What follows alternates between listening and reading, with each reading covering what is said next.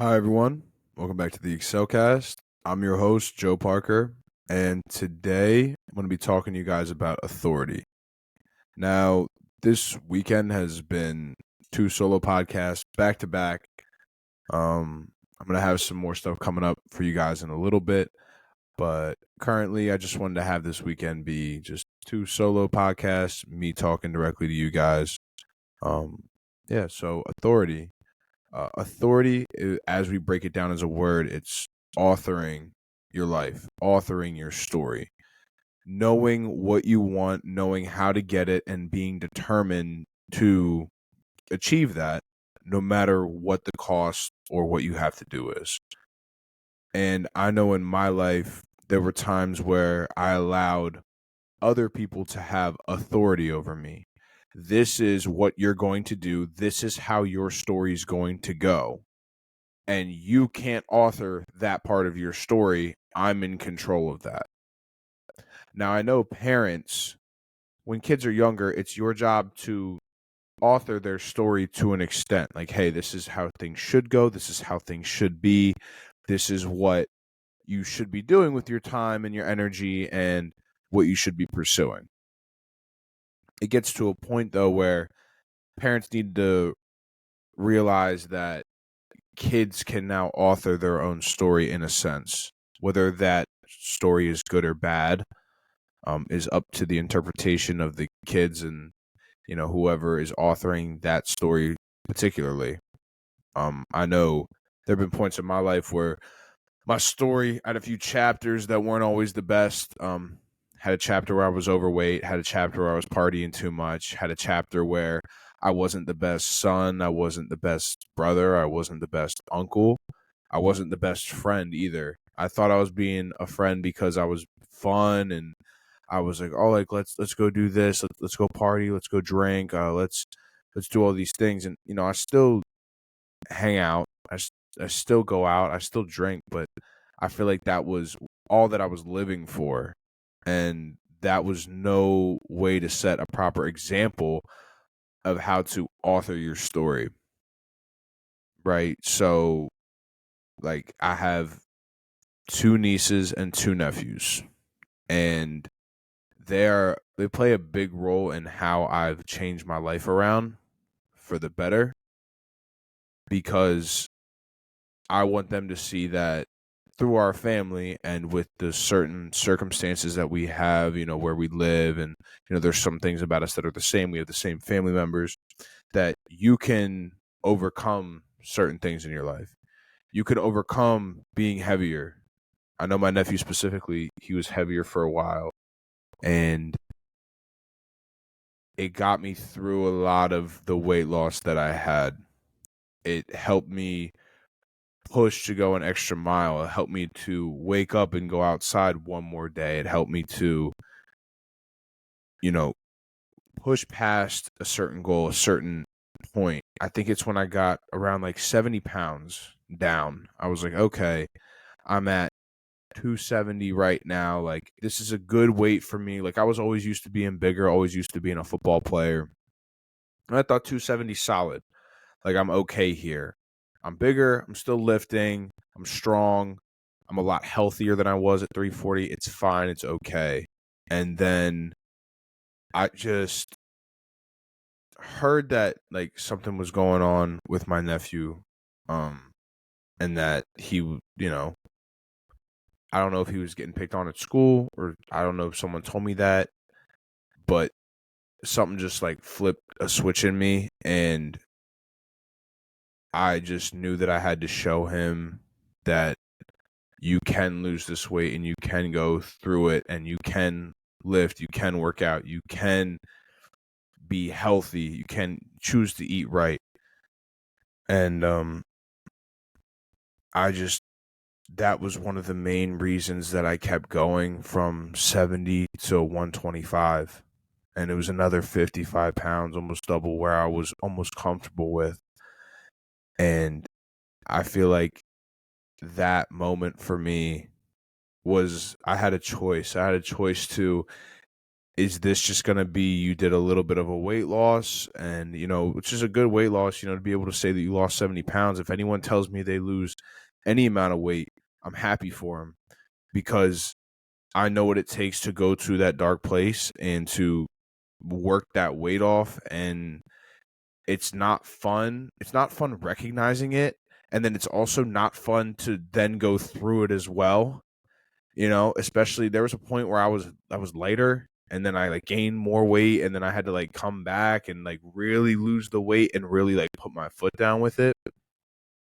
And I had a choice to be, are you just going to lose 70 or are you going to really do this weight loss thing? Are you really going to push through? Are you really going to, with every ounce of strength that you got, push through to get to a point that you're happy with what you've accomplished? And it was like mid-March or April, I was like fully content with where I was at. And then after hearing that, I just woke up the next day.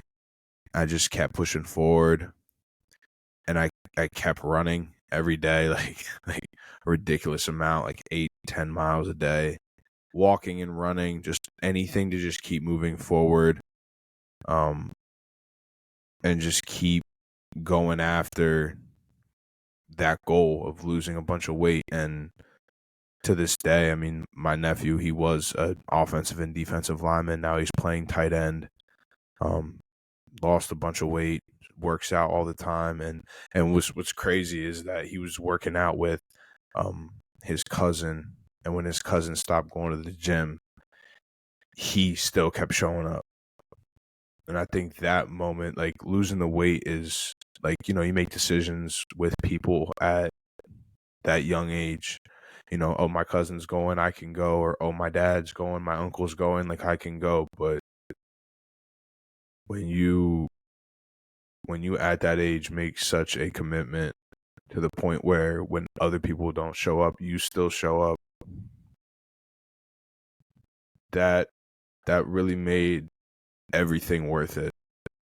It made everything that I went through worth doing it for.